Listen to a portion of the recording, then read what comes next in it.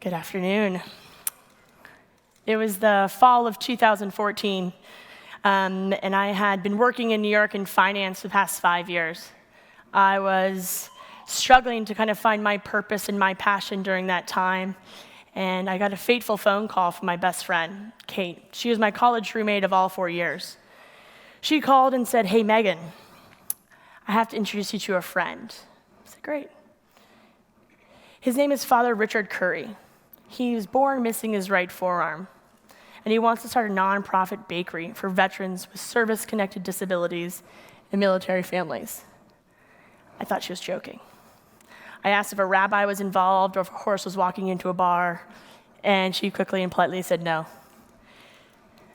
She said, "He's actually officiated my wedding, and you're a bridesmaid, so you'll meet him there." So at Kate's rehearsal dinner, I walked up to Father Curry and introduced myself. And for the next 48 hours, I got to learn of Father Curry's life. A life that society, sometimes even family and friends, persistently labeled him disabled or unable. He was told he could not be a doctor, he could not be a priest, and he most definitely could not serve our military. As I listened to him, I recognized that he had a doctorate from NYU. And after 45 years as a Jesuit brother and having a very direct conversation with a Marine, which is kind of the only conversations you can have with Marines, he was told he has a calling to become a priest. So he moves to Washington, D.C., goes back to school, and at age 67 is ordained a priest right here at Holy Trinity. Then he tells me of his past 8 years where he was called down to Walter Reed. Started working with young men and women who are coming home from war to a new physical, emotional, and cognitive reality. He talked about their bravery and their ability. He said, "Megan, they volunteered to serve their country. They're not going to volunteer to sit on the couch. We have to do something about this." It was at that moment that something had ignited my human spirit, that my passion could not stop me from saying, "You have to hire me." And that weekend, I left the wedding with a job with Dog Tag Inc. My name is Megan, and I am the CEO of Dog Tag. Today, I'm going to tell you about my own journey, my journey that's been driven by purpose, different times of transition where I've been forced to evaluate what my values are. How do I define success? And then I want to tell you stories of our alumni who have done that. So I'll start by going back to my childhood. Some pretty awesome hair in these pictures. My family's going to kill me. I'm the youngest in four in a Marine Corps family. My father served for 26 years in the United States Marine Corps. My sister served for 6. And I say my mom served for all of it, with 14 moves. I didn't realize it, but the Marines and the ethos and values of the military were infused in my life in a variety of ways. My first stuffed animal was a Marine Corps bulldog, something Georgetowners might know about or appreciate. When I walked down the halls of my house, we had swords on the wall. We even had a clock with a former landmine, which is exciting. So as I grew up, I was a competitive soccer player and got the opportunity to get recruited for college. And I received a letter from the United States Naval Academy, their interest in me joining their soccer team. Now, my dad was a 2-time All-American lacrosse goalie, 3-time national champion, and Hall of Famer at the Naval Academy. My sister was recruited and played basketball at the Naval Academy. I had a choice here. Was I going to persist and follow my family in service? Or was I going to resist and find my own path? I sat down with my father and simply said, "Dad, it is not my calling." My dad smiled and looked at me and said, "Meg, go get a great education. Go play soccer. And I know you will find your way to serve." And at that moment, I recognized what my purpose now was. It was to find my way to serve. I ended up going to the University of Richmond, where I played all 4 years, and then I'm going to Iceland to play a little bit of professional soccer, because why not? But then I came home and realized that it was time to hang up the cleats, and I had to go through my own terms of transitioning to the workforce. I had a uniform, I had a team, I was captain. But now, I was wearing suits. And like any confused 23-year-old, I packed up all my stuff and moved to New York with no job. Let's figure it out. When I moved to New York, I started temping at Lehman Brothers, ended up getting a job as a receptionist, and even worked on the executive floor with the CEO, Richard Fuld. It was an amazing experience. At one point, I met a managing director who asked if I wanted to interview for a job as an analyst in equities. And I said, great, I'm a sociology major. What is an equity? I'm good though, I got this, let's do it. I interviewed and I thankfully got the job and became an analyst in equities for institutional clients, both domestic and international. Now, Lehman had a bit of a mortgage issue, so about a year later, we caused a bit of a financial crisis, so Lehman didn't work out. I ended up moving to Barclays Capital and then pivoted again to Macquarie. And here I was, trying to figure out how I was going to find my way to serve in finance. And it wasn't until I got that phone call from Kate about Father Curry that I realized this was my chance. And at that time, I had spent 6 years living and loving New York. And it was my chance to either persist in this world where I knew I could make a career or resist by taking a leap of faith. I left New York, moved down to Washington, D.C. And at that time, we had no building, we had no bakery. Our financial plan was one page of flour that was the cost estimate from like 1992. There was no fellowship, there were no fellows. For the first year, Father Curry and I pounded the pavement, talking to anyone that would listen to us. And it wasn't until we met our co-founder, Connie Milstein, a trailblazer, a pioneer, a businesswoman, someone that had already started investing and understanding the military spouse and the military family demographic.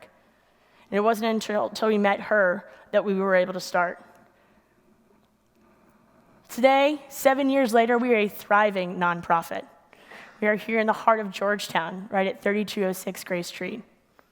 As a nonprofit, we provide a fellowship for 5 months where we have veterans that have service-connected disabilities, military spouses, and military caregivers go through a fellowship program where we use our bakery as a living business school to teach entrepreneurship and small business.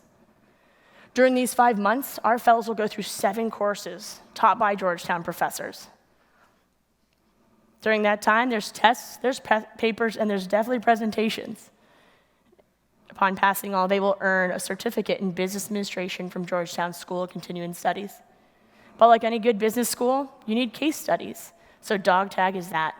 Our fellows for 20 weeks will rotate through operations and HR, communications and marketing, front of house and back of house, development, finance, and strategy. We then invite our network in of professionals. They come and help with personal and professional development, anything from resume review to mock interview day, to reevaluating what your core values are now.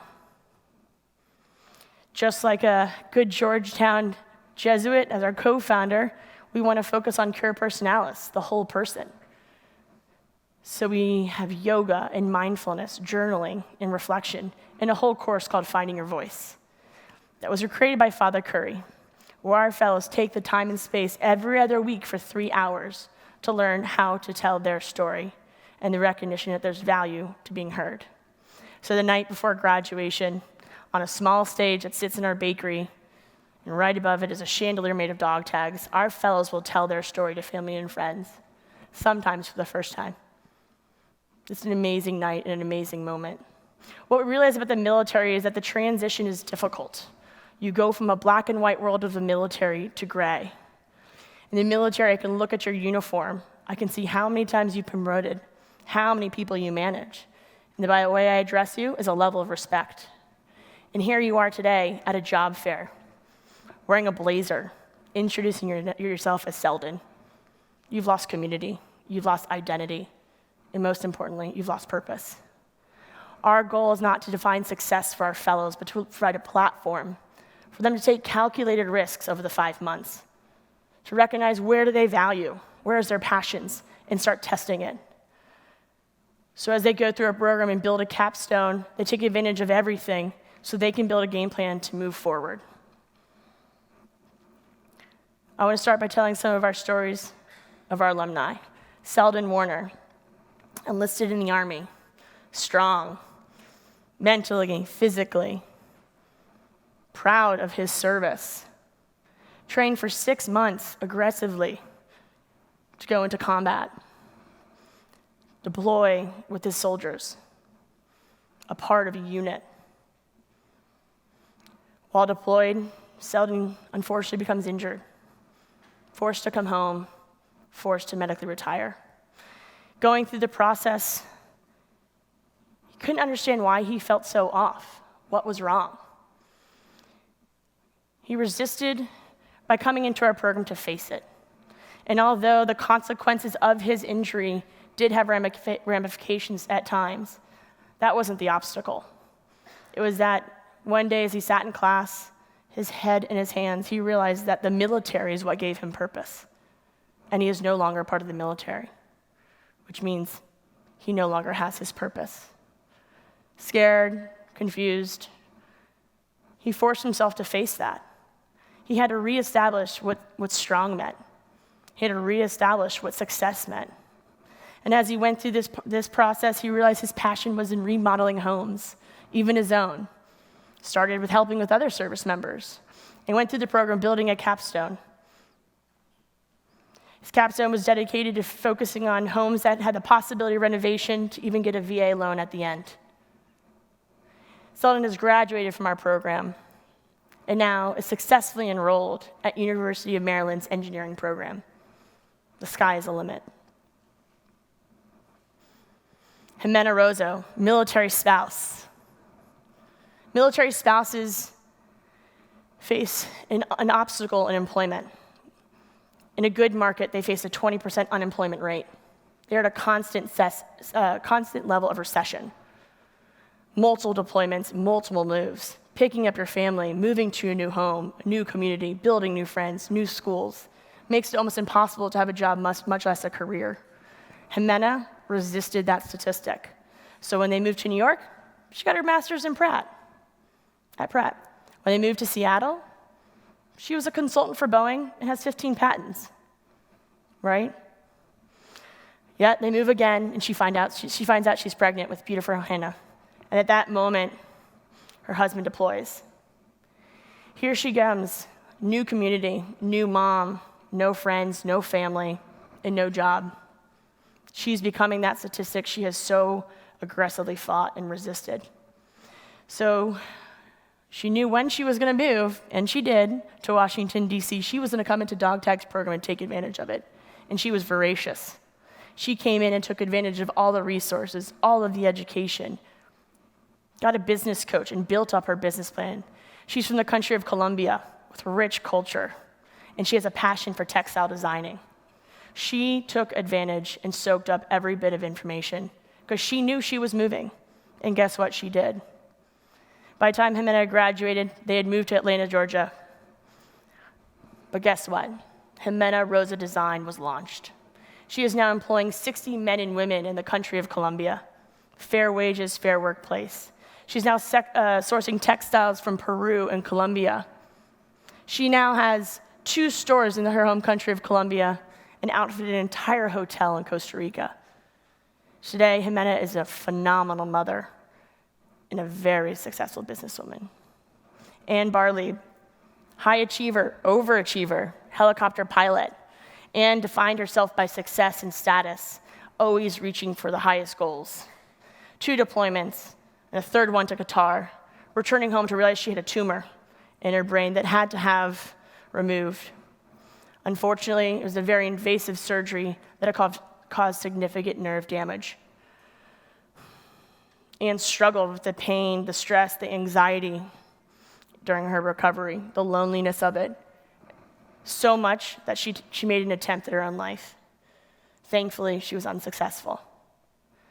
But as she sat there in that bed, in that hospital, she realized she had to redefine success. She had to reevaluate what she valued. And yes, did she look whole? Did she look able? And she was. Medically and emotionally, she was no longer able to perform at that level. And most importantly, she didn't want to. So Anne resisted, came into our program for self-acceptance, for self-discovery. And what she realized is she has a passion for writing. And she's an amazing storyteller. she took the time to go through different programs while even in our own program of cultivating her creative writing talents. Today, Anne has graduated from our program. She volunteers in helping other service members go through the med board process that was so very difficult for her. But at the same time, she is going on stages and telling her story. She might not be employed and reaching that status of what she used to be, but every day she is working her ass off to find her purpose. And I want to round out with Patrick Mason. Served for 7 years working in IT, was medically discharged, and took the persistent path that most do of government contracting. He had been training in IT. Why change? Until you realize you don't want to work in IT anymore. Patrick made a massive pivot. He went to culinary school, and guess what? He's a kick-ass chef. Patrick went through the process, graduated, and became a chef at some of the most famous restaurants here in Washington, D.C. Massively successful, working at the best restaurants in some of the toughest kitchens. So where he was finding success in his professional career, he was finding failure at home. He did not have the work-life balance that he needed and that he wanted. What was he going to do? He resisted by coming into Dog Tag's program. During that time in our program, he had to reevaluate what was his passion for food and how was he going to use it. He started realizing that it wasn't just about making a delicious meal and working at these restaurants. It was what that meal provided of nourishment, of wellness, mind, body, and soul. Patrick built his capstone to focus on the ability of finding oneself in treating one's body holistically. So much that when he graduated, he's now working at a body image clinic here in Washington, D.C. He works with counselors and young men and women who have an unhealthy relationship with food, teaching them, re-educating them on the power of food and nourishment for strength. He is finding his purpose every single day. Now I've been up here telling you of the story of Father Curry, my story, Selden's, Jimena, Anne, and Patrick. And what the common thread is that we've all had our own journey. There is no right way to live. All I can say is that as we've gone through this process of developing and letting purpose drive the journey, it's to find what ignites the human spirit. What do you find value in every single day? I'm still in the process. I'm still in my journey. And today I'm here to ask you, what purpose drives your journey? Thank you very much.